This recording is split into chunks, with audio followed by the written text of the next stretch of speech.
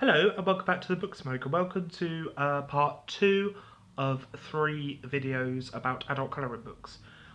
So in the first part I showed you the adult colouring books I own and told you a little bit about each one. And in this video I'm going to show you the pictures that I have completed in the books I have worked in. And I have pictures in 5 of the books I showed you. So I'll just jump straight in. So, like I said earlier, this was the first book I bought before I even knew about the Johanna Basford books, and this just has the most beautiful pictures in the world. They're really small, but they're gorgeous. And I'm just going to flick through and show you the ones I've coloured.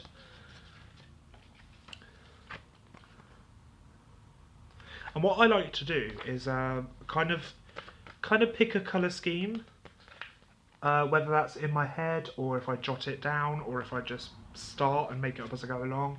I like to have a kind of colour scheme as I go along.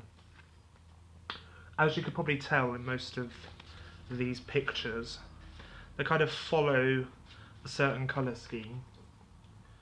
And I'm very proud of this book. I haven't finished it yet. I've still got about 20 of them that haven't been coloured. But that's because I bought these and then I found out about Johanna Basford, so I bought her books and I've been working through her books. So that's why I haven't gone back to this. But these pictures are just absolutely gorgeous. They're seriously beautiful. And because they're small and they have the quotations next to them, they just really put you in a good mood, and it just relaxes you so much. Because I'll talk about how I feel about colouring the Johanna Basford books later when I show you them. That's one of my favourites in this book. I'll show you the other one. Yeah. But this one, because they're small and you can colour them in about 20 minutes, even less, they're just brilliant.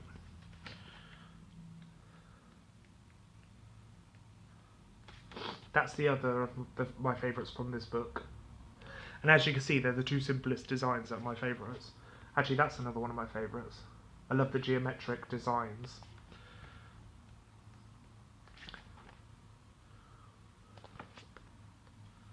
And that's the last one in this book, the Tree of Life, as I call it. Yeah, so that's all the pictures that I've coloured in calm colouring. And now moving on to Zen Animals. And like I said, if you look at the front cover, you can see how detailed and intricate these designs are. They really are. Which is why I've only actually coloured, I think, 2 in this book, because they're so intricate. I'll show you the one I'm also currently working on. So this is the one I was working on before I started colouring Johanna Basford. So you can see from that's the one from the cover, you can see from that how intricate they are.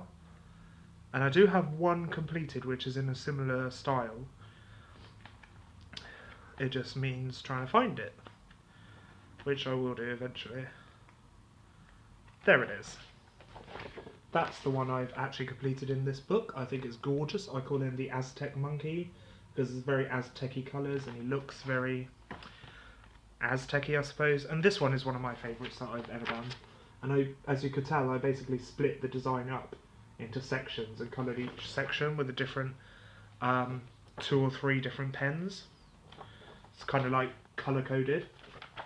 So that's what I've done in Zen Animals. Now I'm going to show you some designs from Vintage Patterns, which is one of the creative colouring for adult books. And this one I did really enjoy. This is the one I picked up after the small colouring one. And there's some really beautiful pictures in here anyway. But, you know, when these designs are done, because the pages are so big, the colours just pop out. There's the first one that I ever did. I think that looks like a kind of Persian rug, really. But yeah, I'm really proud of that one. That one took a while. That one took about 2 days because of all the little bits and bobs and getting the colours right. You know, I wanted to make the colours match and stuff. And then there's that one. This was part of a 2-page spread, but I took the other page out and gave it to a friend who really wanted the picture because she said it was really nice. And I was like, well, if you want it, I'm going to have one half of it. There's another one in a similar sort of style. And I just love, you know, working with colour schemes. This is one that's a tiny bit more intricate. It took a bit more pen work, and I'll go into that in the next video where I talk about my methods. Yeah, I'm really proud of that one, and I'm really proud of this one. Sorry if I keep looking over here, I'm looking at the timer to see how long I've got left. Because I don't want these video files to be corrupted or ruined, so... Okay, and there's one I'm working on. But yeah, so that's vintage patterns. Now moving on to the Johanna Basford books. I have coloured in 2 Johanna Basford books. I haven't coloured any in Secret Garden, but I started with Enchanted Forest. And I'm going to show you the ones I've done. Like I said, if you follow me on Instagram, you will have seen, because I post pictures. I started posting pictures when I started completing the Johanna Basford pictures, because they are so beautiful. There's my owl, which I call Ollie the Owl. I think he's gorgeous. Owls are my favourite animal. You probably can't see it, I'm seeing if you can see it, but up here on my bookshelf, I think the tree might be covering it. On my bookshelf there's a little owl that I got from Marwell Zoo. Actually, I did do a video about Marwell Zoo, didn't I? So yeah, if you want to see what my little owl looks like, you can go and look at my Marwell Zoo vlog. I posted that quite a while ago, it was quite a few months ago. But if you can find it and you want to. And here's the first 2-page spread I did in the Johanna Basford book, and I think it's absolutely stunning. And if you look here, you can see little silvery bits and stuff. I'll go into how I did that in the next part, where I talk about the methods. I also did this skull, which is one of my favourites in the book that I've done. It was really interesting choosing a colour scheme for all those little bits and bobs on the skull. Okay, that's everything in Enchanted Forest. And now moving on to my most recent purchase and my most recent love. And this is Johanna Basford's Lost Ocean. I think I've only done 3 in here.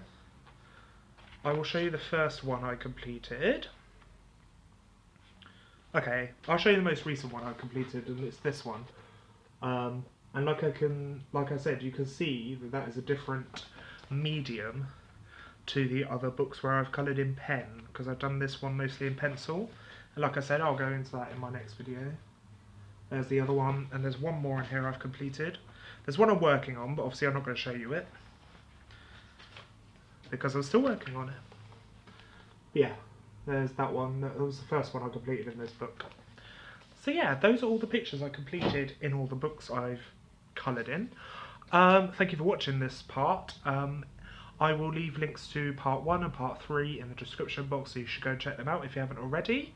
And I will see you again in my next video, where I talk about the methods that I use to colour these books. So yes, I will see you again soon. Goodbye.